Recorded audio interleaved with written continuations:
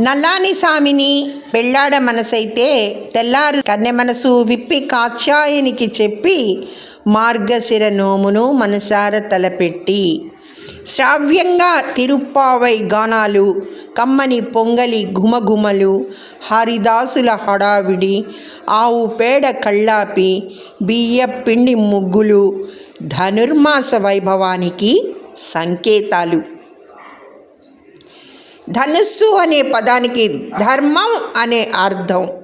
అంటే ఈ ధనుర్మాసంలో ధర్మాన్ని ఎంతగా ఆచరిస్తామో అంతగా మనము ఆ శ్రీ మహావిష్ణువుకి ప్రీతి పాత్రమన మాట. ఇది భోగితో ముగుస్తుంది. ధనుర్మాసం సూర్యుడు ధనురాశిలో ప్రవేశించే పుణ్య సమయం. ఇదే ధను సంక్రమణం. నాటి నుంచి భోగి పండగ వరకు పరమ పవిత్ర కాలం. తెలుగు లోగిళ్లలో దీన్ని నెలగంట అంటారు. మాసాల్లో మార్గశిరాన్ని నేను అని చాటి చెప్పిన పరమాత్మకు మార్గశిరంలో ప్రారంభమయ్యే ధనుర్మాసం అంటే కూడా అంతే ఇష్టం. ఈ మాసంలోనే కదా ఆరాధించి అర్చించి తనను తాను అర్పించింది.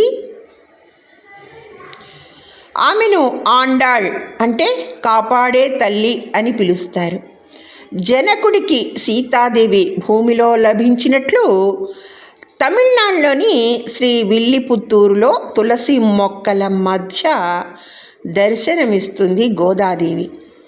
విష్ణు చిత్తుడనే పరమ భక్తుడు పెంచి పెద్ద చేశాడు. గోదాదేవి బాల్యం నుంచి శ్రీరంగనాథుడే సర్వస్వమని భావించి ఆ భగవంతుడే తన భర్త అని విశ్వసించింది. స్వామిని పొందడానికి ధనుర్మాస వ్రతం చేసింది. 30 రోజులు 30 పాశురాలతో కొలిచింది.